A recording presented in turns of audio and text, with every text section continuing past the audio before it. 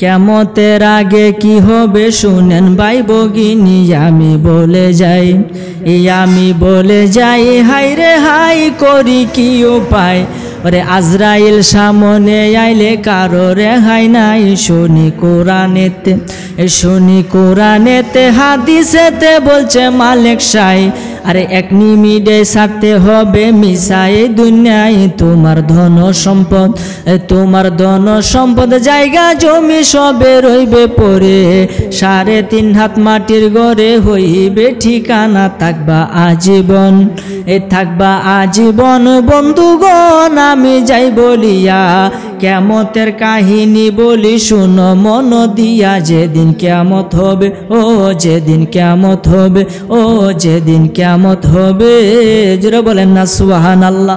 দাজ্জালের কেরামতি দেখিয়া মানুষ তার পাগল হইয়া যাবে।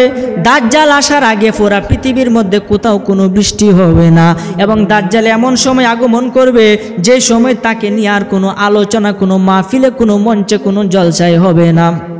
এই মুহূর্তে দাজ্জাল আসবে এই টাইমটার মধ্যে, যেই টাইমে তাকে নিয়ে মানুষ ভাববে না। তার অলৌকিক ক্ষমতা থাকবে, এক হাতে থাকবে জান্নাত, আরেক হাতে থাকবে জাহান্নাম। মূলত জান্নাতটা হলো জাহান্নাম আর জাহান্নামটা হলো জান্নাত। তারে যে মানবে তাকে তার জান্নাতে দিবে, তাকে যে মানবে না তাকে তার জাহান্নামে দিবে। সাহাবীরা প্রশ্ন করে, ইয়া রাসূলুল্লাহ, যদি আমরা দাজ্জালকে পাই, দাজ্জালকে পাওয়ার পরে আমরা তাকে মানব না, এতে তো সে আমাদেরকে জাহান্নামে দিবে, এতে কি আমাদের কষ্ট হবে না? তখন আমার নবীজি ডাক দিয়া কয়, সাহাবীরা রে, যখনই দাজ্জাল তোমাদেরকে মাইরা অত্যাচার কইরা তার জাহান্নামের মধ্যে ফালাইয়া দিবে, ঠিক তখন ওই জাহান্নামটা ভিতরে গিয়ে দেখবা জান্নাত হইয়া যাবে। আর জোরে কই না সুবহানাল্লাহ। এই দাজ্জাল 40 দিন এ দুনিয়ার জমিনে থাকবে, এবং প্রথম দিনের অবস্থা হবে 1 বছরের সমান। সুবহানাল্লাহ বলেন। প্রথম দিন হবে 1 বছরের সমান, দ্বিতীয় দিন হবে 1 মাসের সমান, তৃতীয় দিন হবে 1 সপ্তাহের সমান। রাসূল পাক বলেছেন, এর পরে যে দিনগুলা থাকবে এই দিনগুলা তোমাদের মতো স্বাভাবিকভাবে চলে যাবে। এইভাবে দাজ্জাল 40 দিন থাকবে। তাহলে হিসাব মতে দেখা গেছে দাজ্জাল 1 বছর থেকে 1.5 বছর আমাদেরকে জ্বালাইবে, ঠিক না? এই ঈসা আলাইহিস সালাম দাজ্জালকে মারার জন্য যুদ্ধে অগ্রসর হবে, এবং ফিলিস্তিনের এক জায়গার মধ্যে দাজ্জালকে হত্যা করবে, এবং এই দাজ্জাল পৃথিবীর মধ্যে 40 দিন থাকবে, এবং ঈসা আলাইহিস সালাম থাকবে 40 বছর। সুবহানাল্লাহ। কত বছর থাকবে? 40 বছর থাকবে, এবং 40 বছর পরে তিনি মারা যাবে। মারা যাওয়ার পরে তার দাফনটা কত হবে এটাই এখনো সুরক্ষিত আছে, বলেন না সুবহানাল্লাহ। রাসূল পাক সাল্লাল্লাহু আলাইহি ওয়াসাল্লামের পাশেই তার দাফন হবে, ওই জায়গাটা এখনো সুরক্ষিত আছে। তবে ঈসা আলাইহিস সালাম মারা যাওয়ার আগে ইমাম মেহেদী মারা যাবে। কোনো কোনো রাওয়ায়াতে আছে 45 বছর বয়সে মারা যাবে, কোনো কোনো রাওয়ায়াতে 49 বছর বয়সে মারা যাবে, কোনো কোনো রাওয়ায়াতে আছে 50 বছর বয়সে মারা যাবে ইমাম মেহেদী। মারা যাওয়ার পরে ঈসা আলাইহিস সালাম তার জানাজা পড়বে, এবং মদিনা মুনাব্বরাতে তাকে দাফন করা হবে। এরপরে ঈসা আলাইহিস সালাম তামাম বিশ্ব শাসন করবে।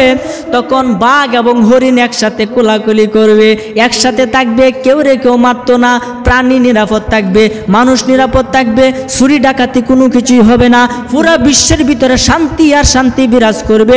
এইভাবে বহু বছর তিনি শাসন করার পরে 73 বছর বয়সে হযরতে ঈসা আলাইহিস সালাম ইন্তেকাল করবে।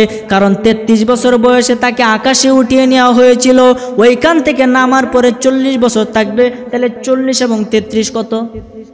এই 73 বছর পরে তিনি মারা যাবে। মারা যাওয়ার পরে রাসূল পাক সাল্লাল্লাহু আলাইহি ওয়াসাল্লামের পাশে তাকে দাফন করা হবে। এরপরে মানুষ আস্তে আস্তে করে আবার পাপের দিকে অগ্রসর হবে। যখন পাপের দিকে অগ্রসর হবে তখনই ইয়াজুজ মাজুজ বাহির হবে। সিরিয়াল কোনটার পরে কোনটা একবার সিরিয়ালে বলতেছে হাদিসের ভাষ্য মতে। ইয়াজুজ মাজুজ এমন অত্যাচারী মানুষ, পুরা পৃথিবী তাদের মানুষে ভরে যাবে। তারা এমন অত্যাচারী, জুলকারনাইন নামক একটা সীসা ডালা আছে, এই সীসা দিয়া তাদেরকে একটা পর্বতের মধ্যে আটকায় রাখা হয়েছে। তারা প্রতিদিন তাদের জিহ্বা দ্বারা এই দেওয়ালগুলারে চাটতে থাকে, চাটতে ব্লেড পরিমাণ হইয়া যায়। এই মুহূর্তে আরেকটা কচ্ছে আজকে তো, কালকে আবার করাম নে, পরের দিন দেখে আবার মুডা হয়ে পড়ে। এইভাবে দেওয়াল তাদেরকে বেষ্টনী দিয়া রাখছে। এক সময় এটা ভেদ করে তারা বাহিরে চলে আসবে। আয়সা মানুষগুলারে আস্তে আস্তে সাবাইয়া খাইয়া শুরু করবে। নদীর পানি দাঁড়াইয়া হা করবে, নদীর পানি সবগুলা খাইয়া শুকায়া ফেলবে, পুকুরের পানি খাইয়া ফেলবে। এবং মানুষ এত অত্যাচারী থাকবে, তখন ঈসা আলাইহিস সালাম এবং তার এই বাহিনীগুলারে লইয়া একটা গুহার ভিতরে আশ্রয় নিবে, একটা গুহার ভিতরে আশ্রয় নিবে। তখন ঈসা আলাইহিস সালাম জীবিত থাকবে। ইয়াজুজ মাজুজ যখন বাহির হবে, ঈসা আলাইহিস সালাম জীবিত থাকবে, একটা গুহার ভিতরে আশ্রয় নিবে। এরপরে আল্লাহ তাআলা তাদের ঘাড়ের মধ্যে এক ধরনের একটা বিষাক্ত পোকা দান করবে। এই পোকা তাদেরকে কামড়ায়া কামড়ায়া ছিঁড়ে তাদেরকে মারবে, পরে সিল শুকুনে তাদের গোশতগুলা খাইবে।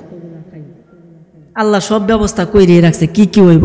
এরপরে ঈসা আলাইহিস সালাম আবার বাইর হইয়া যখন তার রাজ্য পরিচালনা করবে, কয়েকদিন পরে তিনি মারা যাবে।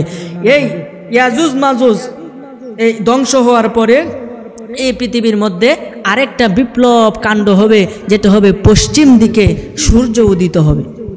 কোন দিকে? পশ্চিম দিকে উদিত হইয়া ওখানে মাইজ বরাবর আইসা আবার পশ্চিমে অস্তমিত হবে। এরপর থেকে আবার পূর্ব দিক থেকে উঠবে। এটা কিয়ামতের বড় আলামতের অন্যতম। যখনই পশ্চিম দিকে সূর্য উদয় হইয়া যাবে, মানুষ দেখে ভয়ে তওবা করতে শুরু করবে। যারা বিধর্মী তারা মুসলমান হতে শুরু করবে। তখন আল্লাহ ডাক দেয়া কয়, তোমার তওবা এবং মুসলমানি একটাও কবুল করা হবে, সব শেষ, আর কাম হইতো না। তখনই দাব্বাতুল আরদ চলে আসবে। হুজুর দাব্বাতুল আরদ কি? দাব্বাতুল আরদ হলো একটা অদ্ভুত প্রাণী। সাফা নামে একটা পর্বত আছে, আরব দেশের মাঝে আছে না নাই? যারা হজ করেছে, সাফা নামে যে পর্বত, এই পর্বতের মধ্যে ভূমিকম্প হবে এবং পর্বতটা আপনা আপনি ফেটে যাবে। পর্বতের ভিতর থেকে একটা প্রাণী, একটা জানোয়ার বাহির হবে, যে জানোয়ারটার নাম হবে দাব্বাতুল আরদ। এই জানোয়ারটা মানুষের মতো অনেক রূপ থাকবে, তার কপাল থাকবে মানুষের মতো, মুখ থাকবে ছাগলের মতো, লেজ থাকবে গরুর মতো, কান থাকবে হাতির মতো, এবং দুই হাতে দুইটা জিনিস থাকবে। এক হাতে থাকবে মূসা আলাইহিস সালামের হাতের আশা মানে লাঠি, আর এক হাতে থাকবে হযরতে সুলাইমান আলাইহিস সালামের আংটি। ওই প্রাণীটা দ্রুত গতিতে পৃথিবীর দিকে ধাওয়া করবে এবং প্রত্যেক মানুষকে সে একটা চিহ্ন লাগায় দিবে, কে ইমানদার কে বেঈমান। একত্রিত হওয়ার পরে বুঝতে পারবে কে ইমানদার কে বেঈমান, কারণ সে তার হাতের লাঠি দ্বারা, হযরতে মূসা আলাইহিস সালামের হাতের লাঠি দ্বারা যারা ইমানদার তাদের কপালের মধ্যে একটা নূরানি চিহ্ন এঁকে দিবে, আর যারা বেঈমান তাদের নাকের মধ্যে হযরতে সুলাইমান আলাইহিস সালামের আংটি দ্বারা কালো মোহর মেরে দেওয়া হবে। এতে তার পুরা চেহারা কালো কুৎসিত হয়ে যাবে।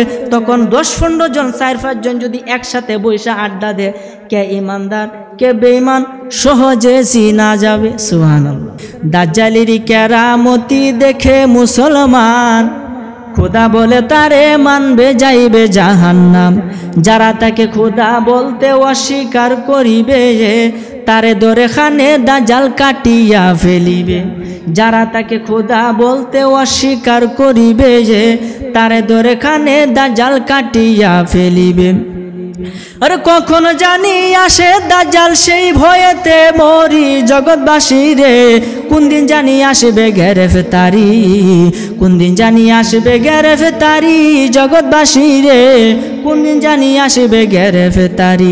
ধন সম্পদ জায়গা জমি সঙ্গে নাহি যাবে, যে 3 টুকরা মার্কিন কাপড় তোমার সঙ্গী হবে।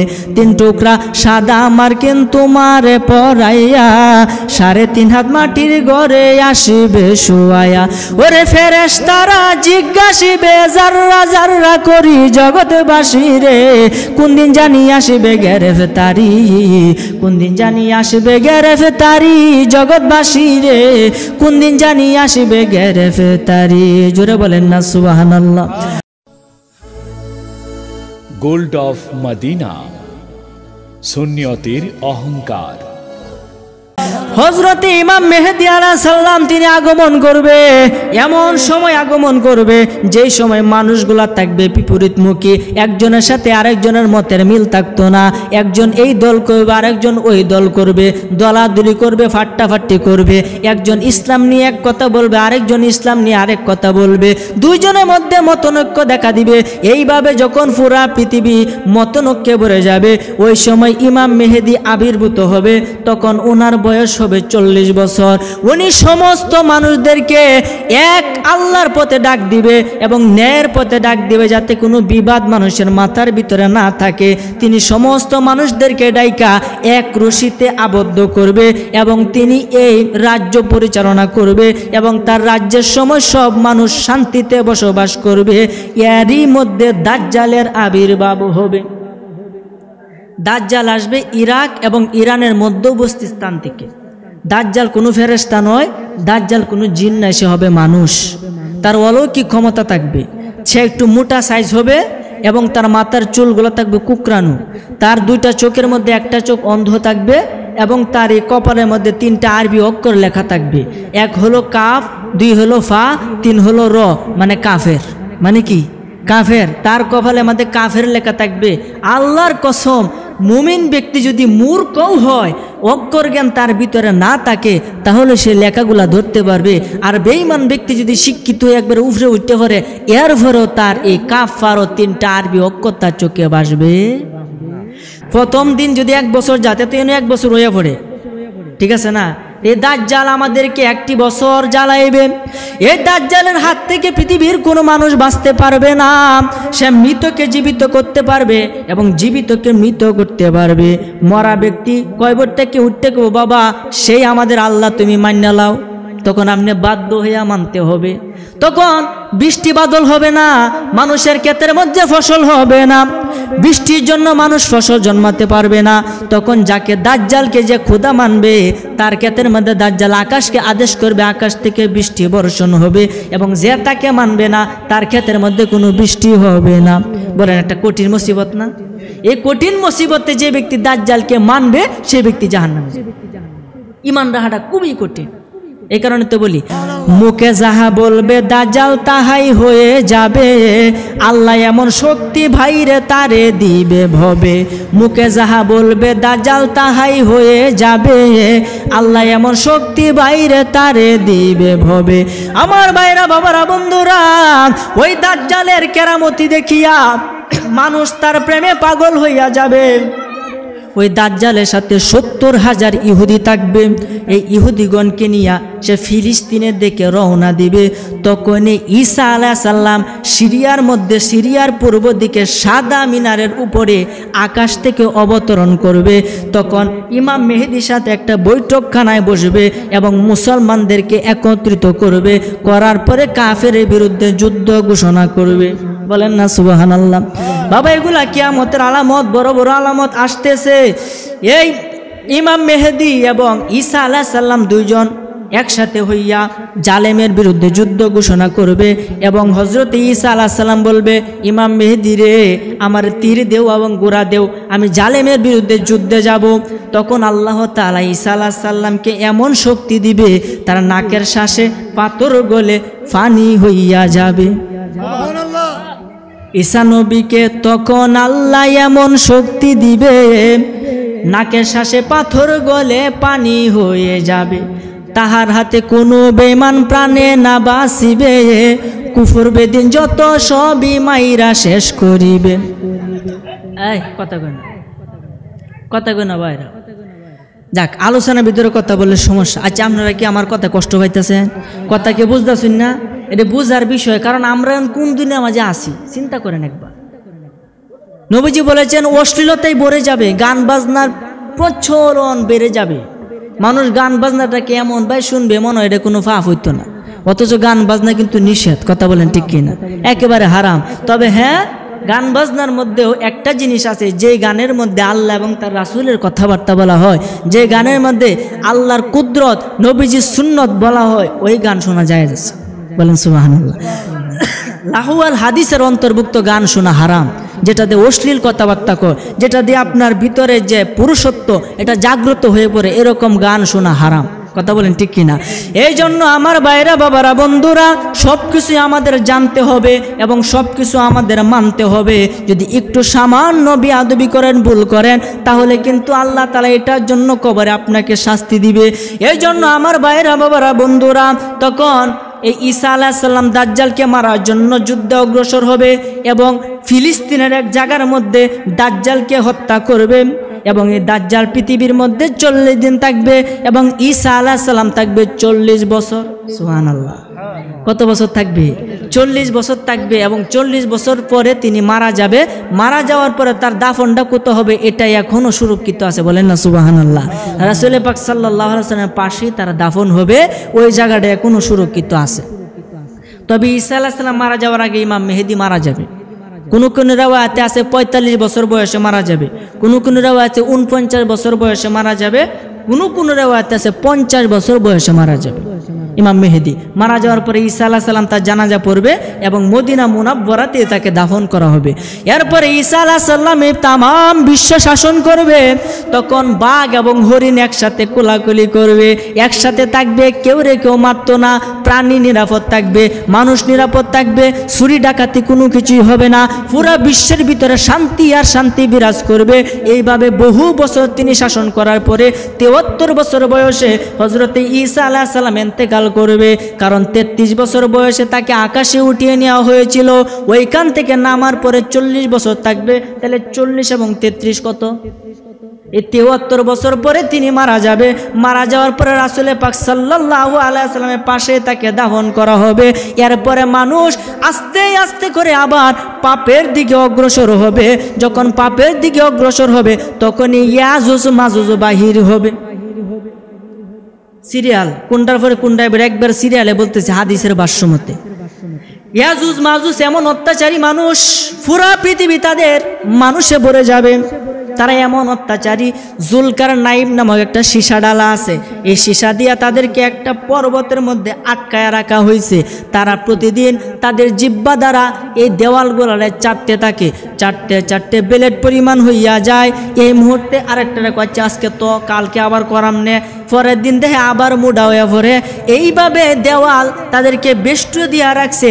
এক সময় এটা ভেদ করে তারা বাহিরে চলে আসবে, আইসা মানুষগুলারে আস্তে আস্তে সাবাইয়া খাইয়া শুরু করবে। নদীর পানি দাঁড়াইয়া হা করবে, নদীর পানি সবগুলা খাইয়া শুকাইয়া ফেলবে, পুকুরের পানি খাইয়া ফেলবে এবং মানুষ এত অত্যাচারী থাকবে। তখন ঈসা আলাইহিস সালাম এবং তার এই বাহিনীগুলারে লইয়া একটা গুহার ভিতরে আশ্রয় নিবে, একটা গুহার ভিতরে আশ্রয় নিবে। তখন ঈসা আলাইহিস সালাম জীবিত থাকবে। ইয়াজুজ মাজুজ যখন বাহির হবে ঈসা আলাইহিস সালাম জীবিত থাকবে, একটা গুহার ভিতরে আশ্রয় নিবে। এরপরে আল্লাহ তাআলা তাদের ঘাড়ের মধ্যে এক ধরনের একটা বিষাক্ত পোকা দান করবে। এই পোকা তাদেরকে কামড়ায়া কামড়ায়া ছিঁড়ে তাদেরকে মারবে, পরে সিল শুকুনে তাদের গোশতগুলা খাইবে। আল্লাহ সব ব্যবস্থা কইরে রাখছে কি কি হইব। এরপরে ঈসা আলাইহিস সালাম আবার বাইর হইয়া যখন তার রাজ্য পরিচালনা করবে, কয়েকদিন পরে তিনি মারা যাবে। এই ইয়াজুজ মাজুজ এই ধ্বংস হওয়ার পরে এই পৃথিবীর মধ্যে আরেকটা বিপ্লব কাণ্ড হবে, যেটা হবে পশ্চিম দিকে সূর্য উদিত হবে। কোন দিকে? পশ্চিম দিকে উদিত হইয়া ওকর মাইজ বরাবর আইসা আবার পশ্চিমে অস্তমিত হবে। এরপর থেকে আবার পূর্ব দিক থেকে উঠবে। এটা কিয়ামতের বড় আলামতের অন্যতম। যখনই পশ্চিম দিকে সূর্য উদয় হইয়া যাবে, মানুষ দেখে ভয়ে তওবা করতে শুরু করবে। যারা বিধর্মী তারা মুসলমান হতে শুরু করবে। তখন আল্লাহ ডাক দেয়া কয়, তোমার তওবা এবং মুসলমানি একটাও কবুল করা হবে, সব শেষ, আর কাম হইতো না। তখনই দাব্বাতুল আরদ চলে আসবে। হুজুর দাব্বাতুল আরদ কি? দাব্বাতুল আরদ হলো একটা অদ্ভুত প্রাণী। সাফা নামে একটা পর্বত আছে, আরব দেশের মধ্যে আছে না নাই? যারা হজ করেছে, সাফা নামে যে পর্বত, এই পর্বতের মধ্যে ভূমিকম্প হবে এবং পর্বতটা আপনা আপনি ফেটে যাবে। পর্বতের ভিতর থেকে একটা প্রাণী, একটা জানোয়ার বাহির হবে, যে জানোয়ারটার নাম হবে দাব্বাতুল আরদ। এই জানোয়ারটা মানুষের মতো অনেক রূপ থাকবে, তার কপাল থাকবে মানুষের মতো, মুখ থাকবে ছাগলের মতো, লেজ থাকবে গরুর মতো, কান থাকবে হাতির মতো এবং দুই হাতে দুইটা জিনিস থাকবে। এক হাতে থাকবে মূসা আলাইহিস সালামের হাতের আশা মানে লাঠি, আর এক হাতে থাকবে হযরতে সুলাইমান আলাইহিস সালামের আংটি। ওই প্রাণীটা দ্রুত গতিতে পৃথিবীর দিকে ধাওয়া করবে এবং প্রত্যেক মানুষকে সে একটা চিহ্ন লাগায় দিবে, কে ইমানদার কে বেঈমান একত্রিত হওয়ার পরে বুঝতে পারবে কে ইমানদার কে বেঈমান। কারণ সে তার হাতের লাঠি দ্বারা, হযরতে মূসা আলাইহিস সালামের হাতের লাঠি দ্বারা যারা ইমানদার তাদের কপালের মধ্যে একটা নূরানি চিহ্ন এঁকে দিবে, আর যারা বেঈমান তাদের নাকের মধ্যে হযরতে সুলাইমান আলাইহিস সালামের আংটি দ্বারা কালো মোহর মেরে দেওয়া হবে। এতে তার পুরা চেহারা কালো কুৎসিত হয়ে যাবে। তখন 10-15 জন 4-5 জন যদি একসাথে বৈশা আড্ডা দেয়, কে ইমানদার কে বেঈমান সহজে চিনা যাবে। সুবহানাল্লাহ, কথা কি বুঝছেন আমার কথাটি? তার মানে দাব্বাতুল আরদ আসবে ইয়াজুজ মাজুজের পরেই, ঠিক আছে? দাব্বাতুল আরদ কয়েকদিন পৃথিবীতে থাকবে, আপনি তার হাতে বাঁচতেন না। তো বাঁচার লাগে যদি আপনি মাটির তলেও গিয়ে আশ্রয় নেন, ওইখানে সে যাবে, গিয়ে চিহ্ন লাগাইব। এর কাম হয়েছে চিহ্ন দেওয়া। চিহ্ন দেওয়া শেষ, কয়েকদিন পরে ওই প্রাণী হঠাৎ করে বিলুপ্ত হয়ে যাবে। কোথায় যাবে এটা কোনো রেওয়ায়েতে নাই, বিলুপ্ত হয়ে যাবে, এটা আল্লাহর আদেশে এসে বিলুপ্ত হয়ে যাবে। এরপরে শুরু হবে একটা ভূমিকম্প। কি শুরু হবে? ভূমিকম্প। এক হবে পৃথিবীর পূর্ব দিকে, আরেক হবে পৃথিবীর পশ্চিম দিকে, আরেক হবে আরব দেশের মধ্যগানে। এইভাবে ভূমিকম্প হবে। ভূমিকম্প হওয়ার পরে কোরআন মাজিদে একটা সূরা আছে, সূরা দুখান।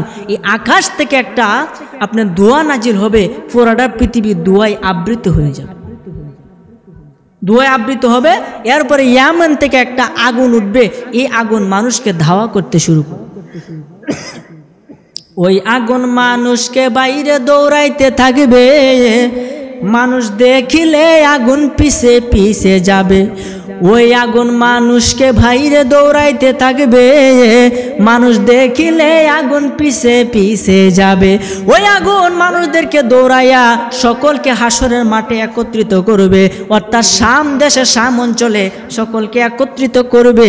এবং একত্র করার পরে ইসরাফিল আলাইহিস সালাম সিংহার মধ্যে ফু দিবে। শেষ কিয়ামত। 3টা ফু দিবে। একটা ফু দেওয়ার সঙ্গে সঙ্গে মানুষ, এই পুরা পৃথিবী তছনছ হয়ে যাবে, পাহাড়গুলি ধূলিসাৎ হয়ে যাবে। এই যে আমি কোরআনে আয়াত তেলাওয়াত করছি, আল কারিয়াতু মাল কারিয়া ওয়া মা আদরাকা মাল কারিয়া। মহাপ্রলয় হবে, এমন প্রলয় হবে যে প্রলয় পাহাড়গুলি ধূলিসাৎ হয়ে যাবে, মানুষগুলা পতঙ্গের মতো দৌড়তে শুরু করবে। আরে কি হইল রে, কি হইল, কিছুই বুঝতো না। এই কিয়ামত হবে। 3টা ফু দিবে। প্রথম ফু দেওয়ার সাথে সাথে সমস্ত কিছু ধ্বংসিত হইয়া একবারে সমতল ভূমি হয়ে যাবে। দ্বিতীয় ফু দেওয়ার সঙ্গে সঙ্গে মানুষ কবর থেকে ওঠা শুরু করবে। তৃতীয় ফু দেওয়ার সঙ্গে সঙ্গে প্রত্যেকটা মানুষের অন্তরে আবার রূহ, আত্মা চলে যাবে। তখন মানুষ উলঙ্গ অবস্থায় হাসরের মাঠের দিকে একত্রিত হবে। এই হাসরের মাঠে যাওয়ার পরে নাফসি নাফসি শব্দ ছাড়া আর কিছু হবে না।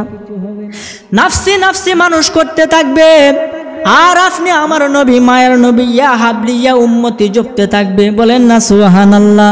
ভাইরা আমার, ভাইরা বাবারা, বন্ধুরা, আল্লাহ ওই নবীজিকে কেমন মুহাব্বত করেন, কেমন ভালোবাসেন, কেমন পরীক্ষা করেন একটু বোঝানোর জন্য বলি। আল্লাহর একজন নবী ছিল, নাম হলো হযরতে আইয়ুব আলাইহিস সালাম। নাম কি?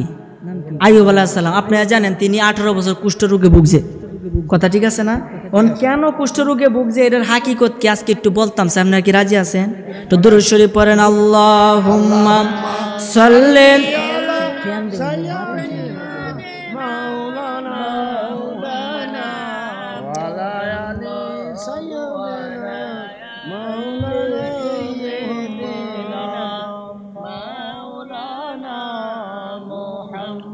আমার ভাইরা বাবারা বন্ধুরা। ওই আইয়ুব আলাইহিস সালামকে আল্লাহ কেমন পরীক্ষা নিছে, আর আপনি আমার নবীকে আমার আল্লাহ কেমন ভালোবাসে বোঝানোর জন্য বলি। আশা করি আপনাদের ভালো লাগবে, একটু মনোযোগ সহকারে শুনেন। আইয়ুব আলাইহিস সালাম আল্লাহর একজন নবী।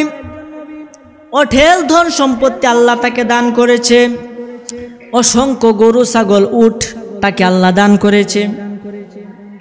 এবং তার সন্তানাদি ছিল 14 জন, মতান্তরে 18 জন। এই সন্তানাদি আল্লাহ তাআলা দান করেছে। তার বিবি ছিল 1 জন, কোনো কোনো রিওয়ায়াতে 7 জন, কোনো কোনো রিওয়ায়াতে 13 জন। এই আইয়ুব আলাইহিস সালাম আল্লাহর ইবাদতে মগ্ন ছিল।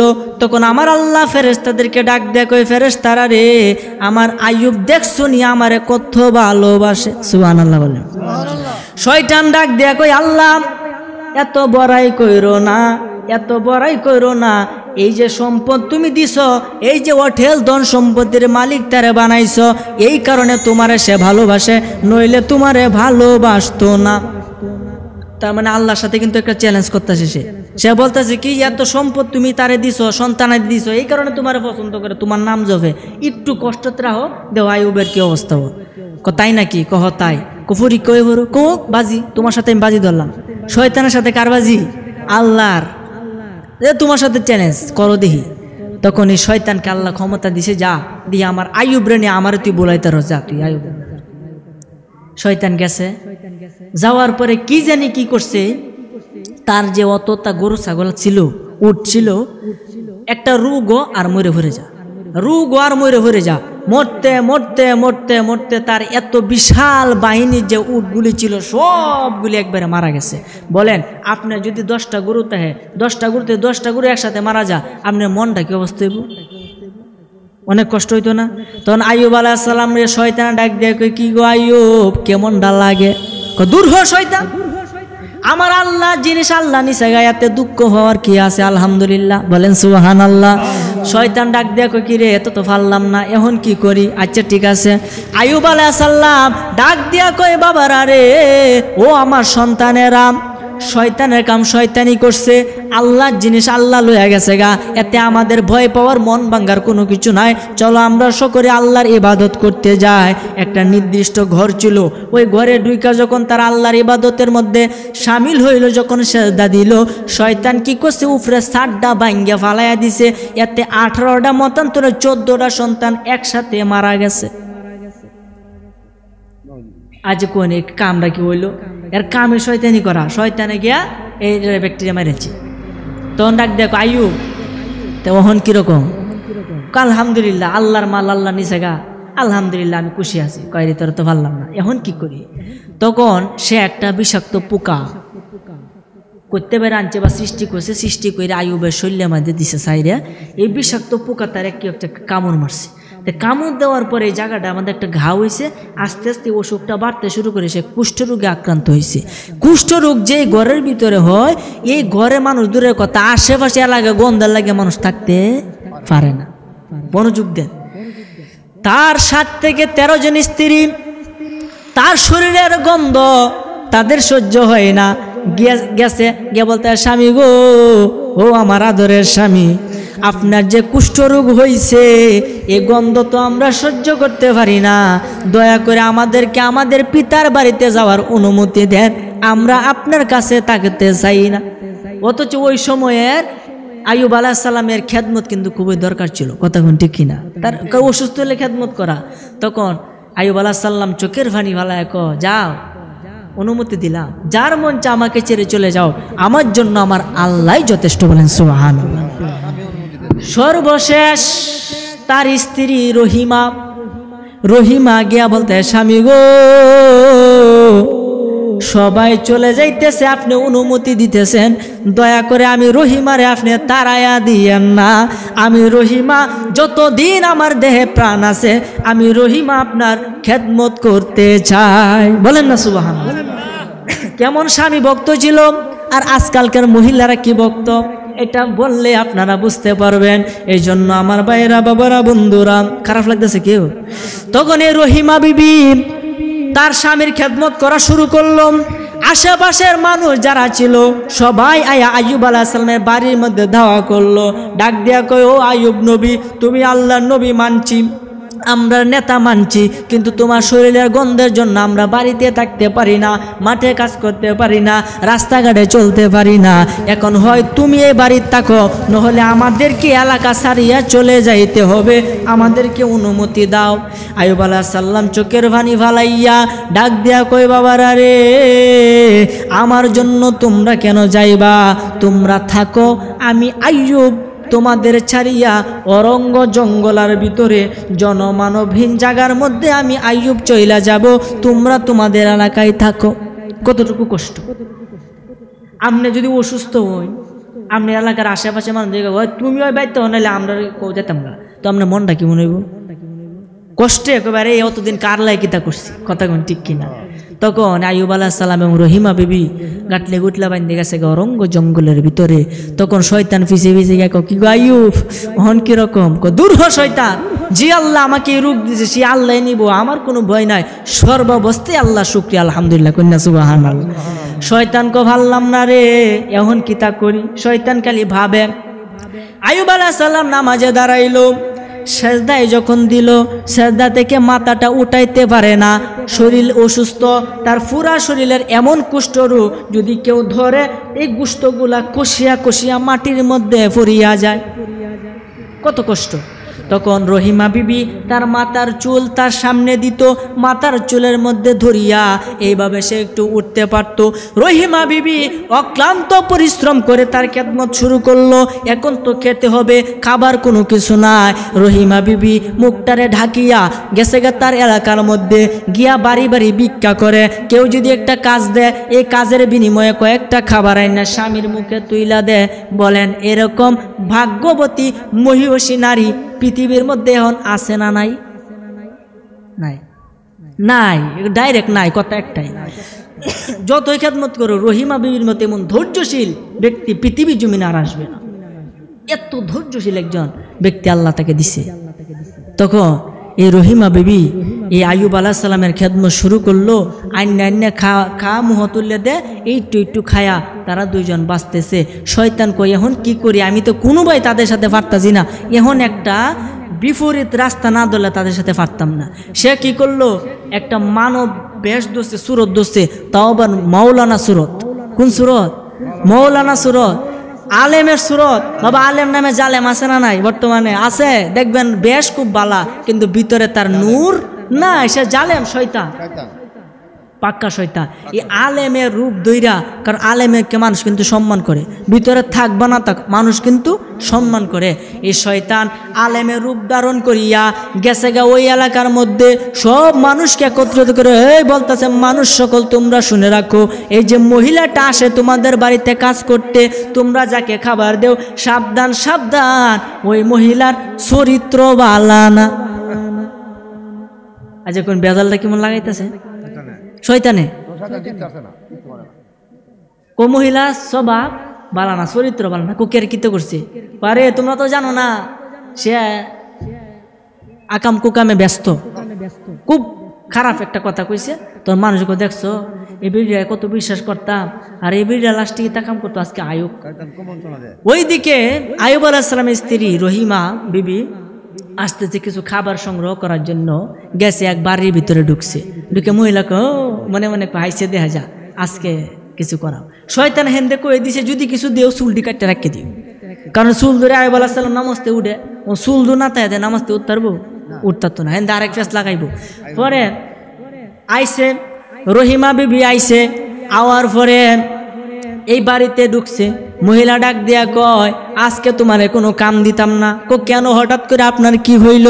না কোনো কাজ দিতে পারবো না, কারণ তোমার চরিত্র ভালো না। এই রহিমা বিবি কানতে শুরু করলো, আরে আমি কি অপরাধ করছি? কি অপরাধ করছো? যদি তুমি খাবার নিতে চাও তাহলে মাথার চুলগুলা দিয়া যাও, দিয়া যাও, মাথার চুল দেও, বিনিময়ে খাবার নেও।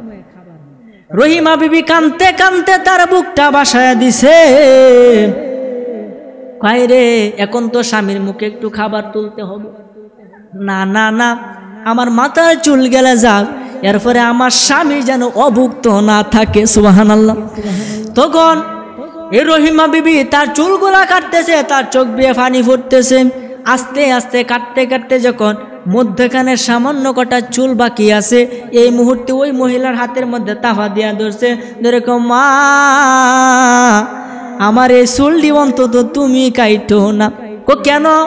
আমার স্বামী অসুস্থ, আমার স্বামীর জন্য আমি খাবার সংগ্রহ প্রমাণিত হই, এরপরে আমি স্বামীর মুখে একটু খাবার তুলে দেই। আমার স্বামী অনেক অসুস্থ, তিনি যখন নামাজ পড়ে নামাজ থেকে উঠতে পারে না, শরীরে ধরলে শরীরে গুস্তগুলা খসে পড়ে যায়, পুরা শরীরের মধ্যে কিরা বকবক করতেছে, শরীরের মধ্যে দুর্গন্ধ, এরপরও আমি তার পথ ছাড়ি নাই, আমি তার পা ছাড়ি নাই। কেন? তার যদি আমি খেদমত করি, এর বিনিময়ে আমি বেহেশতে যেতে পারবো। সুবহানাল্লাহ। কতটুকু আশা একজন নবীর স্ত্রী। তখন বলতেছে, মা আমার এই চুলটি তুমি কাইটো না। ওই মহিলা চোখের পানি ফালা ডাক দিয়া কয়, মা রে আগে কেন বললি না? তুই এত স্বামী ভক্ত, আগে কেন বললি না? তাইলে যে মৌলবী বেটাটা কইলো, মা রে এটা তো মৌলবী না, এটা হলো মৌলবীরূপী শয়তান। সুবহানাল্লাহ। এই মৌলবীরূপী শয়তান এই কথা তোমারে কয়ে গেছে। মা আমারে মাফ করে দাও, বিনিময়ে তুমি অনেক খাবার লইয়া যাও। খাবার লইয়া রাস্তা দিয়ে হাইটে হাইটে যখন যায়, ওই দিকে তার আগে শয়তান জঙ্গলার মধ্যে উপস্থিত হইয়া যায়। এই আইয়ুব আলাইহিস সালামের দ্বারা শয়তান গেছে গা, তার আগে এটা আইয়ুব হইয়া হইয়া কাও না, খবর তোরা হো না। ও কে রে, কি তুইছি? আরে কিতা কাও, একবার বাপবে খাইতারো না, হালাল খাও না হারাম খাও? আমি একদম হালাল। কি মনে করো আমার স্ত্রী অনেক কষ্ট করে খাবার আনে? আরে না, আজকে আইলে টিয়ার ভাইবা তোমার স্ত্রী তো তোমার দেহাগে আরেক পুরুষের সাথে সম্পর্ক করছে। কোন নাউজুবিল্লাহ, আরেক পুরুষের সাথে সম্পর্ক করছে। যদি বিশ্বাস না করো, আজকে আইলে মাথা চুলটি দেখো, আজকে ধরা খাইছে, চুল কাটিয়ে রেখে দিছে। আচ্ছা কোন হুনি কি ফেসটা লাগাইতেছে? শয়তানে কামে শয়তানি করা। তখন কয় এই কথা যদি সত্য হয়, তাহলে আমি নবী প্রতিজ্ঞা করলাম তাকে 101টা বেত্রাঘাত করব, 101টা বেত্রাঘাত করব। একটু পরে আইলো রহিমা বিবি, আয়া কইতাছে, স্বামী গো আপনার জন্য খাবার আনছি, নেন, হা করেন। কয় রাখ, খাবার খায় আমাকে বিচার করে লই। কেতে বিচার আপনি কি হয়েছে? মাথার গুমডাটা খুলো। খজুর কেন? খুলো বলছি, খুলো। না স্বামী খুলতে পারবো না। খুলো, সন্দেহ তো খালি বাড়তাছে। খুলো তাড়াতাড়ি, নাহলে আমি খাবার খাইতাম না। কানতে কানতে মাথার গুমটাটা খুলছে। খোলার পরে দেখে তার চুলগুলি খাটা। কয় রে, শয়তানে তো ঠিক কথাই কইছে, যারা এতদিন দুশ্মন ভাবছি সেই তো এখন আপন, যারা আপন ভাবছি সেই তো এখন পর হইয়া গেছে। হাই রে, তোমার চুল কাটা, তুমি আমার আদেহে এই কাজ করো, এখন তোমার শাস্তি হবে। আমার আল্লাহ ডাক দেয়া কয়, জিব্রাইল, আমি আল্লাহর গায়ে আর সহ্য হবে না, তাড়াতাড়ি যাও, তাড়াতাড়ি যাও, গিয়া এই ভেজালটা মীমাংসা করে দিয়াও। আমি আল্লাহর কুদরতের উপরে এখন হাত উঠতেছে। একজন মহিলা নিঃস্বার্থভাবে তার স্বামীর খেদমত করছে, আর শয়তান অনেক চেষ্টা করার পরেও আইয়ুব থেকে আমার নামটা বলাইতে পারে নাই, এবং তার থেকে তার স্ত্রী আলাদা হয় নাই। এখন স্ত্রীর উপরে এত বড় অপবাদ, আমি আল্লাহর গায়ে সহ্য হবে না, তাড়াতাড়ি গিয়া ভেজালটা মীমাংসা করে দিয়াও। আর জোরে কই নামে সুবহানাল্লাহ, সুবহানাল্লাহ গুলো ডরেন নাকি? হ্যাঁ, কত বড় একটা ফেসলা খায় শয়তানে। তখন গেছে জিব্রাইল হাজির হয়ে গেছে। হুজুর, ও জিব্রাইল তুমি আইছো? কহ, ও কে রে? ও কারণ শয়তান যে ফেস লাগাইছে সব কিছু জিব্রাইলে ভাঙ্গে ভাঙ্গে কইছে। তখন আইয়ুব আলাইহিস সালাম কান্না করতে শুরু করলো। কহেন যে আমি প্রতিজ্ঞা করলাম, আমি নবী, আমি প্রতিজ্ঞা করছি, আমার প্রতিজ্ঞা তো অন্তত আমি ভাঙতে পারবো না, 101টা বেত্রাঘাত তো আমাকে করতেই হবে। আল্লাহ ডাক দেখো, আইয়ুব ভয় করিস না, এর ব্যবস্থা আমি আল্লাহ করে দেব। সুবহানাল্লাহ। তখন জিব্রাইল আলাইহিস সালাম তার 2টা পা, একটা ফাউ দিয়া, ডাইন ফাউ দিয়া মাটির মধ্যে এইভাবে একটা আঘাত করছে। সঙ্গে সঙ্গে নিচ থেকে পানি ওঠা শুরু করছে। আরেক ফাউ দিয়ে এইভাবে একটা আঘাত করছে, ওইখান দিয়ে আবার পানি ওঠা শুরু করছে। একটার পানি হলো গরম, আরেকটার পানি হলো ঠান্ডা। জোরে বলেন সুবহানাল্লাহ। আল্লাহুম্মা সাল্লি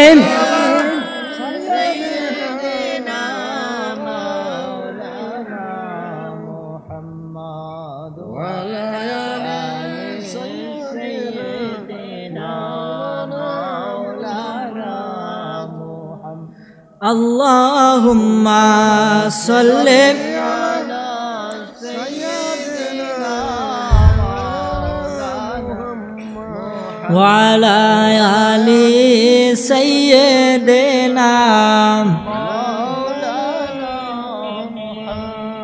যাই হোক আমার ভাইরা, বাবারা, বন্ধুরা, আলোচনা আমার খুবই সংক্ষিপ্ত করে নিব। এরপরে যখন এইভাবে পা দিয়ে মুড়া দিছে, খারাপ লাগতেছে আপনাদের, তখন 2 হাত দিয়ে 2 ফোয়ারা উঠছে। একটার পানি হলো গরম, আর একটার পানি হলো ঠান্ডা। জিব্রাইল ডাক দিয়ে কই, রহিমা বিবি, তুমি তোমার স্বামীকে গরম পানি দ্বারা একটু গোসল করাইয়া দাও, আর এই ঠান্ডা পানিটা তার একটু খাওয়াইয়া দাও। আল্লাহ তাআলা এই কুষ্ঠ রোগ থেকে তাকে মুক্তি দান করে। বলেন সুবহানাল্লাহ। এমন করে শুধু তাই নয়, তার যৌবন আবার ফিরে পাবে, তার সন্তানে যে মরছিন সন্তানে ডাবল করে ফিরে পাইব, যত সম্পদ খোয়া গেছে হারাইছে সব সম্পত্তি আবার ডাবল করে পাবে। কন্যা সুবহানাল্লাহ। যখন এইভাবে কাজ করছে, দেখা গেছে সঙ্গে সঙ্গে তার কুষ্ঠরোগ চলে গেছে। বাড়িতে গিয়া দেখে তার যে গবাদি পশু প্রত্যেকটা 2টা করে হয়ে গেছে, ডাবল হয়েছে, তার সন্তানগুলা ডাবল হয়ে গেছে। এরপরে সুখ শান্তি তাদের এই পরিবার ভরপুর হইয়া গেছে। বলেন না সুবহানাল্লাহ। এটা কার খেলা? আল্লাহ যারে পরীক্ষা করে তারে কত ভাই পরীক্ষা করতারে, আপনি আমার কত ভাই পরীক্ষা করতারে। এই কারণে একটু কষ্ট থাকলে আমরা আল্লাহরে বললে লাই। আজকে 3 বেলা আল্লাহ খাওয়াইতেছে, মুয়াজ্জিনা বারবার মসজিদের মধ্যে ডাকতেছে, আর আপনি আমি শাস্টল বইয়া চা খাই আড্ডা দেই, মসজিদের খবর নাই। আল্লাহ ডাক দেখে বান্দা করো করো, তোমার মুক্ত স্বাধীন করে দিছি করো, কিন্তু এক সময় তো আমার দ্বারা আইবা, সুম্মা ইলাইনা তুরজাউন, আমার কাছে আসতে হবে। দেখি কোন বাপের বেড়া আছো আমার দিন না আইতারো। আমি তোমার জানাইতাম না, না জানায় তোমার চুল গলারে কালো থেকে সাদা করে দেম, আটকায় হচ্ছে দেখি। আমি তোমার জানাইতাম না, তোমার এই পাওগুলা চলে আমি প্যারালাইসিস রোগী বানাইলাম, তুমি হাঁটতেও পারত না, তুমি ফিরে আসো দেখি। আমার আল্লাহ ডাক দেয়া কয় ফাআলুল লিমা ইউরিদ, আমি আল্লাহ যা ইচ্ছা তাই করতে পারি। একবার তো আল্লাহকে একটু ভয় করেন না। আল্লাহ তো আপনারে সাইরে দিছে, কয় না লাগাম সারা গোড়া সাইরে দিলে এটা উপায় আছে, আটকানি সম্ভব, আটকানি যেত না। দেখবেন আগেকার মানুষের যখন আলবাইতো গরু দিয়া, তো মুখের মাঝে একটা টোয়া লাগাই লইতো, কথা কোন ঠিক কিনা? এটা লাগালো না কারণ কি, যাতে সে আশেপাশে মুখ না দেয়। আমাদের তো লাগাম ছাড়া টোয়া ছাড়া আমরা যেমনি এমনি মুখ মারি, হারাম খায় অভ্যস্ত হয়ে গেছি, পাপের পথে ধাবিত হইতেছি। আমার ভাইয়েরা বাবারা বন্ধুরা, আপনাদের পায়ে অনুরোধ করে যায়, অন্তত নিজের জীবনটাকে পরিবর্তন করেন, আল্লাহ এবং তার রাসূলের জন্য পরিবর্তন হন, দেখেন এতে কত শান্তি লাগে। এই জন্য আমার ভাইরা বাবারা বন্ধুরা, আল্লাহ কাকে কোন সময় কোন হালে কোন সুরতে পরীক্ষা করে এটা বলা যায় না। একটা ঘটনা মনে পড়ে গেছে, ঘটনাটি হইল হযরতে দাউদ আলাইহিস সালামের। এটা বললে হয়তো নবীর প্রতি আপনার একটা খারাপ দৃষ্টি যাইতে পারে, কিন্তু নবীর প্রতি খারাপ দৃষ্টি আপনার নেওয়ার কোনো ক্ষমতা নাই, কারণ স্বয়ং আল্লাহ কাজ করছে, তাহলে নবীর কোনো দোষ আছে না? দাউদ আলাইহিস সালাম একদিন রাস্তা দিয়ে হাইটে যাইতেছে, হঠাৎ কইরা সে দেখে একটা সুন্দর কবুতর। এই কবুতরটার ডানা ভাঙ্গা, একটু একটু উড়ে সামনে গিয়ে ফইরে যা, সে ধরতো যা, আর একটু সামনে গিয়ে উড়া দিয়ে ফইরে যা, এরকম আছে না? মানে ধরতে ধরতারে না, তার সুন্দর ফাঁকি দিকা মানে আকৃষ্ট হয়ে গেছে। যেমন ধরেন একটা ফকি দেয়া শুরু করলেন, কিন্তু পিছিয়ে ধরবো, তেমনইভাবে সুন্দর ফকি দিকা সে পিছিয়ে যাইতেছে। আস্তে আস্তে আস্তে আস্তে যখন যাইতেছে, হঠাৎ কইরা একটা হাম্মাম খানা মানে গোসলখানার উপরে গিয়া ওই পাখিটা বসছে। বসার পরে উনি কি হচ্ছে, নুহি দেয় এটার ভিতরে ঢুকে দেয়, নিচে গিয়ে ধরালাম কাপলা দেয়। তো নিচে দেয় যখন কি ঢুকছে, ঢুকে দেহে এক মহিলা ওইখানে গোসল করতেছে। কার পরীক্ষা এটা? আল্লাহ ডাক দেখো, এই মুহূর্তে আমি দাউদের একটা পরীক্ষা নিব, দেখি দাউদ নিয়ে আমার পরীক্ষা উত্তীর্ণ হইতে পারে। হ্যাঁ, ওই মহিলার নাম ছিল বৎসবা, এবং ওই মহিলার স্বামী ছিল উরিয়া বা আউরিয়া। তখন দাউদ আলাইহিস সালাম অনেক রেওয়ায়েতের মধ্যে 100টা বিবাহ করছে। তাকে বিবাহ করার আগে সে 99টা বিবাহ করছে। তখন জায়েজ ছিল নবীরার যুগে। আমাদের ইসলাম মুহাম্মদ সাল্লাল্লাহু আলাইহি সাল্লাম যে ধর্ম নিয়ে আসছে, ওইখানে 4টার বেশি জায়েজ নাই। কয়টা বেশি? সর্বোচ্চ 4টা। কিন্তু হুজুর নবীজি তো করছে অনেক বেশি, নবীর সাথে আপনার তুলনা নাই। তখন নবী সাল্লাল্লাহু আলাইহি ওয়াসাল্লাম ইসলামের স্বার্থে, যখন ইসলাম যাতে সঠিক তাই এই কারণে বিবাহ করছে, এবং আল্লাহর অনুমতি প্রাপ্ত। আল্লাহ যা কইছে নবীজি তাই করছে। কিন্তু আপনি আমার ক্ষেত্রে এটা নয়, কারণ নবীজি হলো ভিন্ন, আমরা হইছি ভিন্ন, কথা কোন ঠিক কিনা? নবীর সাথে আমাদের কোনো তুলনা নাই। এই জন্য বলি, একজন নবী আসিল গো সোনার মদিনা, একজন নবী আসিল গো সোনার মদিনা। ওরে যার প্রেমেতে মজনু হলো, যার প্রেমেতে মজনু হলো খুদে রব্বানা, একজন নবী আসিল গো সোনার মদিনা, একজন নবী আসিল গো। ওরে যাহার আগমনের তরে কাবা ঝুঁকে সেজদা করে, যাহার আগমনের তরে কাবা ঝুঁকে সেজদা করে, তিনি আমার নূরের নবী শাহে মদিনা। হায় হায়, তিনি আমার দয়াল নবী শাহে মদিনা, একজন নবী আসিল গো সোনার মদিনা, একজন নবী আসিল গো। ওরে যার প্রেমেতে মজনু হলো, যার প্রেমেতে মজনু হলো, খুদে রব্বানা একজন নবী আসিল গো সোনার মদিনা, একজন নবী আসিল গো সোনার মদিনা। যারা বলেন না সুবহানাল্লাহ। ওই নবীর সাথে কারো কোনো তুলনা নাই। এই জন্য আমার ভাইয়েরা, বাবারা, বন্ধুরা, হজরতে দাউদ আলাইহিস সালাম যখন দেখতেছে উফরের কবুতর আর কি সুন্দর, নিচে যে গোসল করতেছে সে তো আরো বেশি সুন্দর। প্রাসাদে চলে গেল, বাদশাহী পাইছিল, তার সৈন্যদের ডাক দিয়া কই খবর লাগাও ওই মহিলাটাকে। খবর আনলো যে ওই মহিলাটা তো একজনের স্ত্রী। আরে ফেস লাগাইছো, কামড় হইল। মহিলা স্ত্রী, তখন আমি তো তারে বিয়ে করার জন্য আমার খুব ইচ্ছে হয়েছে। এটা আল্লাহ পাকের পক্ষ থেকে একটা পরীক্ষা, কিন্তু ইচ্ছাটা কিন্তু তার ছিল যে সে তার মনের নফসটাকে দমন করতে পারে। এই পরীক্ষাটা শুধু দাউদ আলাইহিস সালামকে আল্লাহ নিছিল। হযরত দাউদ আলাইহিস সালামের উপরে জাবুর কিতাব নাজিল হয়েছিল। 104টা হলো আসমান থেকে কিতাব হয়েছে, এর মধ্যে 60টা হলো সর্বশ্রেষ্ঠ, তাওরাত, জাবুর, ইঞ্জিল, কোরআন। তাওরাত হযরত মুসা আলাইহিস সালামের উপরে, জাবুর হযরত দাউদ আলাইহিস সালামের উপরে, ইঞ্জিল হযরত ঈসা আলাইহিস সালামের উপরে, কোরআন হযরত মুহাম্মদ সাল্লাল্লাহু আলাইহি ওয়াসাল্লামের উপরে নাজিল করেছে। এই জাবুর কিতাব যার উপরে নাজিল হলো তিনি হলেন দাউদ আলাইহিস সালাম। ওনার কণ্ঠ এত সুন্দর ছিল, উনি যখন জাবুর কিতাব পাঠ করতেন সমুদ্রের মাছ, উপরের পশু পাখি তার তেলাওয়াত শুনতে। বলেন সুবহানাল্লাহ। এই দাউদ আলাইহিস সালাম যখন খবর লাগাইলো তখন তিনি খবর পাইলো এই বৎসবা একজনের স্ত্রী। তখন বলতেছে এখন কি করা। একজন সৈন্য, একজন তার পরামর্শদাতা তাকে একটা পরামর্শ দিল যে বাদশাহ সাহেব একটা পরামর্শ আমার কাছে আছে। ও কিতা? ও তার স্বামী কৃষি কাজ করে, আপনারই রাজ্যের মধ্যে আপনার প্রজা, আপনি যাই বলবেন তাই সে পালন করবে। আপনি একটু তারে খবর দিন। খবর দিয়া কি হবে? আপনার সৈন্যবাহিনীর মধ্যে তারা চাকরি দিবেন। সে তো যুদ্ধ জানে না, যুদ্ধের মধ্যে যাবে, গিয়া শহীদ হইয়া যাবে, আর ওইদিকে তার স্ত্রী বিধবা হইয়া যাবে, তখন আপনি তারে বিবাহ করবেন। সুন্দর একটা বুদ্ধি, বুঝুন যে করি কথা ঠিক কইছ। তখন তারে কবর দিয়ে আনাইছি, আনায় কইতাছে তোমার তো আমি চাকরি দিতাম চাই। হুজুর আমার তো লেখাপড়া নাই, কি চাকরি? আরে আমার সৈন্যবাহিনী আমার তোমার চাকরি দেম, সেনাপতি বানাই দেম তোমার, তুমি সবার সামনে থাকবা। কয় সব্যনাশ, বেতন কত? এত এত টিহা। এই লোভ দেয় যে রাজি হয়েছে। রাজি হওয়ার পরে তারে সেনাবাহিনী চাকরি দিছে। দেওয়ার পরে কোন জায়গার যুদ্ধ লাগছে, এই দাউদ আলাইহিস সালাম এবং এই ইসলামের বিপক্ষে অর্থাৎ দাউদের বিপক্ষে যে মানুষগুলা, এই মানুষগুলার সাথে যুদ্ধ করবে। তখন এই উরিয়া যখন যুদ্ধ করতে গেছে, সে কূপ দিয়ে দূরের কথা, হ্যাঁ আগে কূপ দিয়ে মেরেছে। আগে তো সম্মুখ যুদ্ধ হইতো, হাতে হাতে যুদ্ধ হইতো, এখন তো গুলি মাইরে হে 14 মান দূরাইতে পালাই দেয়। কথা কোন ঠিক কিনা? এই জন্য আমার বাইরে, বাবারা, বন্ধুরা, বক্তা আসলে আমি ছেড়ে দিব, একটু মনোযোগ সহকারে শুনেন। এই উরিয়া যখন যুদ্ধ করতে গেছে, গিয়া যুদ্ধের মধ্যে সে শহীদ হইয়া গেছে। এইদিকে হযরতে দাউদ আলাইহিস সালাম ওই বৎসবার বাড়িতে গেছে তার সৈন্যবাহিনী নিয়া। গিয়ে দেখে সে কান্নাকাটি করে, ডাক দিয়া কয় তুমি কান্নাকাটি করিও না, এটা খুবই দুঃখজনক কাহিনী। তোমার স্বামী যুদ্ধত গিয়া মারা গেছে, এটা তো খুবই দুঃখের কাহিনী। এই মুহূর্তে তোমার পাশে দাঁড়ানোর মতো তো আমার কোনো কিছু নাই।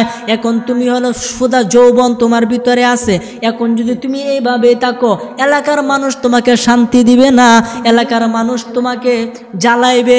এর থেকে ভালো আমি বাদশাহ তোমাকে বিবাহ করি, কেমন হয়? বলেন সুবহানাল্লাহ। এই বৎসবা ডাক দিয়া কয় এটা আমাকে কি শুনাইলেন? আমি নিজের কানকে বিশ্বাস করতে পারছি না। আপনার মতো এত মর্যাদাপূর্ণ একজন ব্যক্তি আমার মতো সাধারণ একটা নারীকে বিবাহ করবে, এটা তো আমার ভাগ্যের ব্যাপার। আমি রাজি আছি। বলেন সুবহানাল্লাহ। বিবাহ করছে, করার পরে তারে নিয়ে ঘরের ভিতরে গেছে। প্রথম রাত্র ঘরের দরজাটা লাগাইয়া যখন তিনি ঘুমাইতে যাবে, প্রথম নতুন স্ত্রীর সাথে ঘুমাইতে যাবে, এই মুহূর্তে দুইজন যুবক ঝগড়া লাগতে লাগতে হযরতে দাউদ আলাইহিস সালামের বাড়িতে চলে আসছে। আয়সা ডাক দিয়া কই ও নবী তাড়াতাড়ি দরজা খুলুন। দাউদে ডাক দিয়া কই সময় আর হইলি না, তোরা কালকে বিচারটা কালকে করাম নে। কন্যা আপনি ন্যায়পরায়ণ বাদশাহ, তো বিচার আপনি করুন, আজকে কেন করতেন না? বিচারটা করে দিন। কি বিচার? দরজা আগে খুলুন। দরজা করলে বাহিরে আইছে, আয়া ডাক দেখো হুজুর আমার বিচারটা শুনুন। কিতা? আমার একটা মাত্র ছাগল আর ওই বেটা 99টা ছাগল, এই 99টা ছাগল তুই আমার একটা কেড়ে নিত জব দিন। ও কথা তো ডিহে, এই মেয়ে তুমি 99টা ছাগল তুই এক ছাগল কেড়ে নিলা। হুজুর বেশি রাউরি না যায়। কে রে? 99টা আমার আছে, একটা লাগে 100 পূরণ হয় না, আমি 100 পূরণ করলাম। বলেন সুবহানাল্লাহ। এর লাগে তুমি 100 পূরণ করবে, তো একবার অন্যায় কাজ করছো।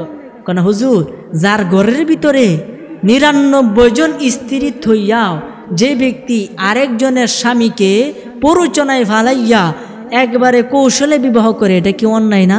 এটা কইয়া 2 জন যুবক চলে গেছে, আর দাউদালাসের উপর দিকে তাকায়া করে, এরা তো মানুষ না, এরা তো ফেরেশতা, আমার চোখ তো খুলে গেছে, আমি তো অন্যায় করছি। ডাক দে কয় মাওলা আমারে তুমি ক্ষমা করে দাও। কেলাকার এই কেলা ডাকা কেউ বুঝিতে পারে না রে আমার আল্লাহ পাকের কেলাম, কেউ বুঝিতে পারে না রে আমার মাওলা পাকের খেলা। ওরে জোর করিয়া বুঝতে গেলে তার গোটে মৌতের জ্বালা, আরে জোর করিয়া বুঝতে গেলে তার গোটে মরণ জ্বালা। কেউ বুঝিতে পারে না রে আমার আল্লাহ পাকের খেলা। জুড়ে বলেন সুবহানাল্লাহ। দাউদে ডাক দিয়ে কয় মাওলা তুমি আমারে ক্ষমা কইরা দাও, আমি জীবনে অনেক বড় ভুল করছি, এই ভুলের মাসুল আমি কিভাবে দিব? যখন বারবার ক্ষমা চায়, বারবার ক্ষমা চায়, আমার আল্লাহ ডাক দিয়ে কয় দাউদ কিতা হইছে? সুবহানাল্লাহ। আল্লাহ কি জানে না? আল্লাহ জানে, জানার পরে দাউদ কিতা হইছে? আল্লাহ আমি এরকম করছি, করে তো আমার তে মাফ ছেলে কাম হইতো না। কারণ হক হইছে 2 প্রকার, এক হলো হকুল্লাহ, আরেক হলো হকুল ইবাদা। একটা মানুষের হক, একটা আমি আল্লাহর হক। আমি আল্লাহর হক হলো তুমি নামাজ রোজা রাখবা, আমি আল্লাহ যা যা আদেশ করছি তাই পালন করবা। আর হকুল ইবাদা, মানুষের হক যদি নষ্ট করো, কানতে কানতে যদি বুকের সাল বা সব তুলে লাও, এরপর আমি মাফ করতাম না। যেই মানুষের সাথে বিয়াদবি করছো ওই মানুষের সাথে তুমি মাফ চাইতে। এই কারণে আমরা এখন মানুষের কষ্ট দিই, মানুষ হয়ে মানুষ মারে, আছে না নাই? আছে। আরে এই দুনিয়ার সবাই মানুষ, এই দুনিয়ার সবাই মানুষ, কারে বলবো মানুষ না, মানুষ না। আমি মানুষ হইতে পারলাম না, আজও আমি মানুষ হইতে পারলাম না। মানুষ হইয়া মানুষ মারে দেখলাম কত এই সংসারে, মানুষ হইয়া মানুষ মারে দেখলাম কত এই সংসারে। কি মানুষ বলিব তারে, কি মানুষ বলিব তারে, সালামেরও নাই জানা, নাই জানা। আমি মানুষ হইতে পারলাম না, আজও আমি মানুষ হইতে পারলাম না। নিজের হাতে 3.5 হাত বানায় আছে মানুষের জাত। কয়াত আপনি? 3.5 হাত। নিজের হাতে সবাই 3.5 হাত। নিজের হাতে 3.5 হাত বানায় আছে মানুষের জাত। মানুষের জন্য আল্লাহ, মানুষের জন্য আল্লাহ নিজে হইছে দিওয়ানা, দিওয়ানা। আমি মানুষ হইতে পারলাম না, আজও আমি মানুষ হইতে পারলাম না। কথা বলেন ঠিক কিনা? এই জন্য আমার ভাইরা, বাবারা, বন্ধুরা, আল্লাহ ডাক দিয়া কই দাউদ রে, ও দাউদ রে, তুই তো আমার হক নষ্ট করস নাই, তুই তো মানুষের হক নষ্ট করেছস। যা যা যা তার কাছে গিয়া ক্ষমা চা, তাহলে আমি আল্লাহ ক্ষমা কইরা দিব। দাউদ আলাইহিস সালাম ডাক দিয়া কই মাওলা ওই উরিয়ারে আমি হন কই ফামু? উরিয়া তো যুদ্ধ গিয়া শহীদ হইয়া মারা গেছে, এখন তার দাফন কাফন হইয়া গেছে, এখন আমি কি করব? আমি তারে কিভাবে আমি তার কাছে ক্ষমা চাইব? তুমি তার মাজারে যা, তার কবরের মধ্যে গিয়া তুই তার কাছে মাফ চা। সুবহানাল্লাহ। চিন্তা করেন কত বড় আইন।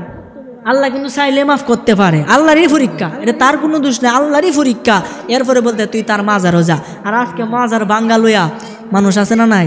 সমানে মাজার ভাঙতেছে। বাইরে মাজার ভাঙতেছ ঠিক আছে, এক সময় তোমার আল্লাহর আড্ডি গুড্ডি এবার ভাঙবো। বাইরে মাজার তো ভাঙতেছ, এমনকি কিছুদিন আগে দেখলাম নুরাল পাগলা নামক একজন আল্লাহওয়ালা ব্যক্তি, সেই ব্যক্তি মারা যাওয়ার পরে তার কবর থেকে তার লাশ উত্তোলন করে এই লাশের মধ্যে পিটাইছে, এমনকি পিটাই শেষ করে নাই, শেষে তারে আগুন দিয়া জ্বালায়া ফুরাইয়া দিছে। পৃথিবীর ইতিহাসে কবর থেকে লাশ উঠায় ফুরিয়ে ফেলা এই তৌহিদি নামক জনতা, এরকম কুলাঙ্গারের বাচ্চারা এরকমই কাজগুলা করে। কথা কোন ঠিক কিনা? মুসলিম হিসাবে কখনো এই কাজ সমর্থিত হতে পারে না, কখনোই না। কোনো মুসলমান এই কাজ করতে পারে না। কারণ আপনি কাফের বলেন, যেটা বলেন, মারা যাওয়ার পরে সে আল্লাহর জিম্মায় চলে যায়, বিচার করে আল্লাহ করবে, মানুষের কে বিচার। কথা কোন ঠিক কিনা? জীবিত থাকতে তুমি একটা কিছু করতে মাইনা নিতাম, মরে যাওয়ার পরে সে আল্লাহর জিম্মায় চলে গেছে, আল্লাহ ইচ্ছা করলে তারে মাপ দিব, ইচ্ছা না করলে সে মাপ করতো না। এটা আল্লাহ পাকের নিজের বিষয়। এখন যদি আপনি বিচার করে লাইন, তাহলে তো আপনি হেলাতে বড় হয়েছেন, নাউজুবিল্লাহ কুমার। এই জন্য আমার ভাইয়েরা, বাবারা, বন্ধুরা, অসুস্থ মানুষ, এরপরেও আমি কথাবার্তা বলতেছি, আপনারা বুঝতেছেন। দাউদ আলাইহিস সালামকে বলে তুমি তার কবরে চলে যাও, তার মাজারে চলে যাও, গিয়া তার কাছে ক্ষমা চাও। বারবার যখন ক্ষমা চাইবা, এক সময় আমি উরিয়ারে জীবিত কইরা দিব, তখন তুমি তার কাছে মাফ চাইয়া ফেলবা। তখন সে তার কবরে চলে গেল, গিয়া কান্না শুরু করলো, কানতে কানতে এক পর্যায়ে আমার আল্লাহ তাআলা তারে জীবিত কইরা দিছে। তখনই উরিয়া ডাক দিয়ে কয়, হে আমার মাথার মুকুট, হে আমার নবী, আপনি কেন আমার কবরের মধ্যে কান্দেন? আপনি কেন আমার কাছে ক্ষমা চান? ডাক দিয়া কয়, আমি অনেক বড় অন্যায় করছি, তুমি আমারে মাফ করে দাও। কো হুজুর, আপনি অন্যায় করতে পারেন না। কো আমি করছি, তুমি আমারে মাফ করে দাও। কো যদি অন্যায় করে থাকেন তাহলে আমি উরিয়া আপনারে মাফ করে দিলাম। এই কথা বলে সে আবার কবরে চলে গেল। দাউদ আলাইহিস সালাম আল্লাহরে ডাক দিয়া কয়, আল্লাহ, এই উরিয়া তো আমারে মাফ করে দিছে। আমার আল্লাহ ডাক দিয়া কয়, ক্ষমা তো হয় নাই। ক্ষমা হয় নাই। ওকে রে, তুমি কোন অপরাধ করছো, এটা কি তারে কইছো? না, এটা তো কইছি না। তুমি আবার কান্না শুরু করো, আবার কান্দে, আল্লাহ তারে আবার জীবিত করছে। হুজুর, এখন কান্দন কেরে? আমি কি অপরাধ করছি এটা তো তুমি শুনছ না, না শুনে আমারে মাফ করে দিছ। কি অপরাধ করছে আগে তুমি এটা শুই না লও। কি অপরাধ করছেন? তোমারে ছলে বলে কৌশলে আমার সৈন্যবাহিনীর মধ্যে তোমারে আমি সৈন্য চাকরি দিয়া আমি কি করলাম, যুদ্ধে ফাটাইয়া পরিকল্পিতভাবে আমি তোমারে হত্যা করাইয়া তোমার স্ত্রীরে বিবাহ করছি। এই অপরাধটা আমার মাফ করে দেও। উজিয়া ডাক দিয়া কয়, হ্যাঁ, সব লয়ে খেলা চলে, নিজের চোখ লয়ে খেলা চলে না। না, আমি মাফ করতাম। বলে ফেসো পড়ছে কিনা? ফেসো এমন ফেসো পড়ছে, মাফ করতাম, আমি মাফ করতাম না। এই কামটা আপনি নবী হিসাবে কেমনে করলে? আল্লাহ ডাক দেখ, ওই উরিয়া, হে আউরিয়া, তুমি তারে ক্ষমা করে দাও, এটা তার কোনো দোষ নাই, আমি আল্লাহ তারে দিয়া কাজটা করাইছি। বাবা, কোরআনের ঘটনা বানায়া বলছি না, কোরআনের ঘটনা, যে আমি তারে এই পাপটা আমি নিজে করাইছি, এটা পাপ হবে না, এটা আমার পরীক্ষা। আউরিয়ারে, আজকে তুই তারে মাফ করে দে, আমি আল্লাহ তোরে কথা দিলাম, হাসরের ময়দানে বিনা হিসাবে তোরে সহ তোর স্ত্রীরে সহ আমি বেহেশত দান করিব। আর জোরে কইন না সুবহানাল্লাহ। কার পরীক্ষা? আল্লাহ কেমনে কার পরীক্ষা এটা কোন যা। তখন ওই স্ত্রী এসে সংসার করলো, শেষে সুলাইমান আলাইহিস সালাম তার গর্তে জন্মগ্রহণ করলো। বলেন না সুবহানাল্লাহ। এই সুলাইমান এই ফিলিস্তিনের মসজিদ বানাইছে, মসজিদে আকসা, জিন দ্বারা তিনি বানাইছে, সমস্ত কিছুর বাসা তিনি বুঝলো, দিছে খেলা ক্ষমতা। আল্লাহ দিলে মোল্লার কিছু কর আছে না। এই কারণে সবসময় আল্লাহ শান বলি, সবসময় আল্লাহ গুণকীর্ত করবেন। ফাঁসক্ত অক্ত যে বেলা হয় মুয়াজ্জিনে মসজিদের মধ্যে আজান দেয়, আপনি হেমনে হেমনে ঘুরুন। কেমনে কি বাবা, কি জবাব দিবেন? জবাব দিতেই হবে। এই কারণে আসুন আমার আলোচনা এখানে ইতি টানবো। এর আগে আপনাদেরকে কিছু কথা বলি। কথাটি হলো, আল্লাহ পাক আপনারা আমারে বানাইছে, যেহেতু দুনিয়া থাকবে না, কিয়ামত হয়েই যাবে, সেহেতু আসুন না আজকে থেকে আমরা পরিবর্তন হই। আজকে থেকে নিজের জানকে পরিবর্তন করি, নিজের মানকে পরিবর্তন করি, নিজের স্বভাবকে পাল্টায় ফেলি। যাহা কিছু করেছি সব কিছু ভুলে যায়, নতুন জীবনের অগ্রযাত্রা আমরা শুরু করি, তাহলে দেখবে জীবনটা সাকসেসফুল হয়ে গেছে। কথা বলেন ঠিক কিনা? তা আপনারা সবাই রাজি আছেন তো? ইনশাল্লাহ রাজি আছেন তো? সেই সায়াতরা থাকতে শান্ত সবাই ইনশাল্লাহ। আমার জন্য দোয়া করবেন। অনেক আলোচনা করেছি, এত আলোচনা করতে পারবো না, আমার যেহেতু অসুবিধা, আমার খুব অসুবিধা লাগতেছে। এরপরেও 1 ঘন্টার উপরে হয়ে গেছে, আলোচনা করতেছি, বেশি আলোচনা করলে আবার সমস্যা আছে। এতে আপনারা বিরক্তি লাগতে পারে। মজা তরকারি কিন্তু মজা লাগে যেটাই দে, কিন্তু পেট ভরে গেলে আর মজা না। নারে তাকবীর, নারে রিসালাত। প্রধান অতিথির আগমন, প্রধান অতিথির আগমন, হযরত মাওলানা কাউসার আহমেদ আরিফি হুজুরের আগমন। এই মাহফিলের পক্ষ থেকে সকলে বলে আলহামদুলিল্লাহ। আজকে আপনাদের প্রধান আকর্ষণ যিনি ইতিমধ্যে সারা বাংলাদেশের বিভিন্ন আনাচে কানাচে বক্তব্য দিয়ে থাকেন, সুমধুর কণ্ঠের অধিকারী, নবযুগের উদীয়মান তরুণ বক্তা হযরতুল আল্লামা মাওলানা মুহাম্মদ কাউসার আহমেদ আরিফি সাহেব, বারাকাল্লাহু ফি হায়াতি, উচ্চ আওয়াজে বলেন আমিন। উনি আপনাদের সামনে হাজির হয়েছে। আমি আসলে আমার বিষয় ছিল কিয়ামতের আলামত, আসলে যতটুকু বলছি আপনারা বুঝছেন তো ইনশাল্লাহ, একটু তো বুঝছেন কি কি হবে। একটা সুন্দর ছক আকারে আপনাদেরকে উপহার দিছি। এরপরে প্রাসঙ্গিক কিছু কথা বলেছি আল্লাহর পরীক্ষা সংক্রান্ত। সব আলোচনার মূল কথা হলো আমরা মানুষ চিরজীবন থাকবো না। এই মানব জীবনের মধ্যে একটা বিষয় সবচাইতে দামি, সেটা হলো আপনার নিঃশ্বাস, আপনার হায়াত। নিঃশ্বাসটা যেদিন বন্ধ, আপনার সব কিছু থাকার পরেও আপনি ওয়াকিজু হয়ে যাবে। কথা কোন ঠিক কিনা? এই জন্য নিঃশ্বাস থাকলে নিঃশ্বাসের মূল্য দিবেন। যুবক ভাই, তোমাদেরকে অনুরোধ করি অন্তত ফাফ কাম থেকে তোমরা হেফাজতে থাকো। আজকে যুবকেরা এত রূপ ধরছে ফাফে যে বলার বাহিরে। এই আজকে সোশ্যাল মিডিয়াগুলো আসছে, তোমরা তাদেরকে ফলো করবা, এগুলা দেখবা, অন্য ভিডিও কম দেখবা, ওয়াজ মাহফিল বেশি বেশি দেখবা। এতে কি হবে? তোমাদের ইমানটা তাজা হবে। কথা কোন ঠিক কিনা? আলোচনা অনেক লম্বা হয়ে গেছে, হুজুরকে বসায় রেখে আলোচনার সামনে দীর্ঘায়িত করবো না। যা আলোচনা করেছি আল্লাহ যেন সর্বপ্রথম আমাকে, দ্বিতীয়ত আপনাদের সকলকে সঠিক বুঝ এবং আমল করার তৌফিক দান করে বলেন আমিন। হাদা ওয়া আখিরি দাওয়ানা আলহামদুলিল্লাহি রাব্বিল আলামিন। আসসালামু আলাইকুম ওয়া রাহমাতুল্লাহি ওয়া বারাকাতুহু।